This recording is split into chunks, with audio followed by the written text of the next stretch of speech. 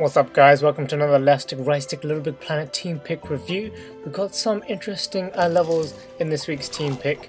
First off we got LocoRoco Franzea by AlpiPynnonen. Yeah, I hope I was saying that creator's name correctly. But obviously the aesthetic of this is very nicely recreating the LocoRoco scene. It's a bit of a shame that, you know, it's not better utilizing Sackboy in his shape or the actual LocoRoco sort of mechanics, and I was a bit disappointed that this level had a little glitch here where basically I was stuck.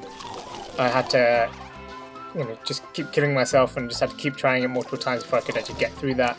But everything else, like the background, is very nice. The actual obstacle pieces look nice as well. It does feel very LocoRoco like.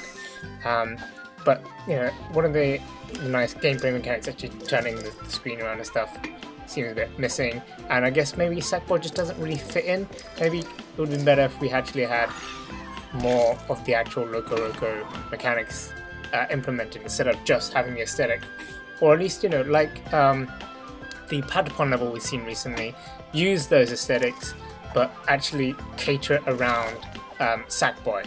And you know, the level was very short as well, which is kind of a bit disappointing for, you know, being team picked. But still a nice attempt at making LocoRoco, I guess.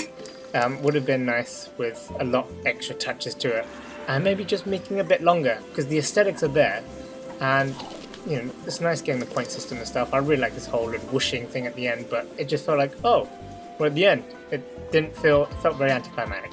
Next up we have Stitchem Kitchen Garden by doomymood. We've actually played this level before quite a while ago in one of our streams, I think.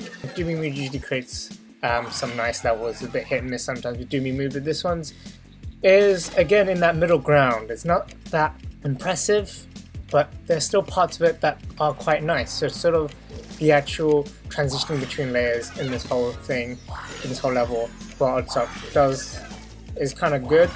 You've actually got quite a nice flow. I really like this whole stacking of all these plates here. This is actually quite a nice obstacle that is made here with these plates sticking out. There's just something, I mean, they started off with this sort of story, trying to approach a story with Toggle giving you a message. That never really seems to go anywhere. The actual obstacles and background is relatively dynamic, and the actual moving between layers is quite interesting. Despite, you know, the aesthetically not being all that refined, it still works for its purpose of being like an Oddsock quick dash around level.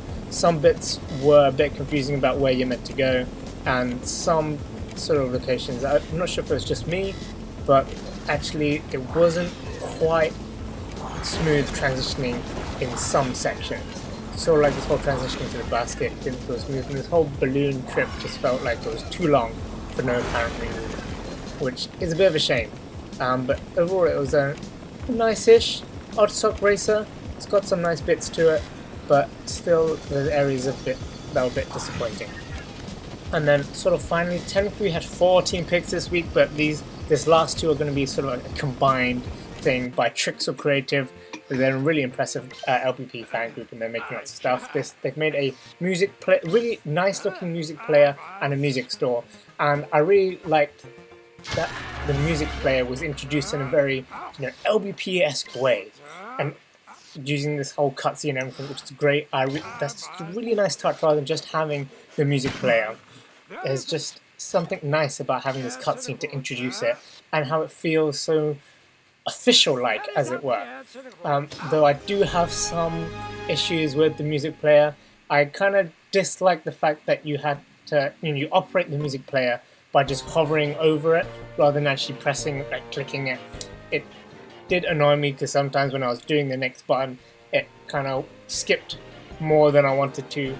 Maybe I just need more time to actually get used to the controls, but that's a little annoyance for me.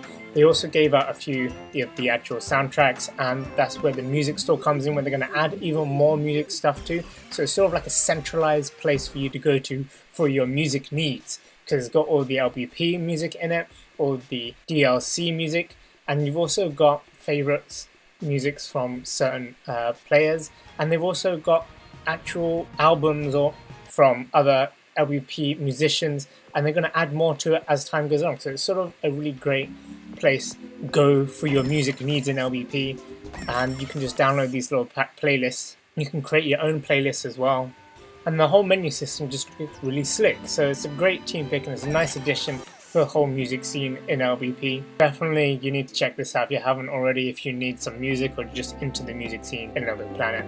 And it's a massive highlight of 2019's LittleBigPlanet levels. But hope you guys enjoyed this review. Click the like button below if you did, and don't forget to subscribe to leftstickrightstick if you haven't already, to stay tuned for more LBP goodness as well as dreams content to come.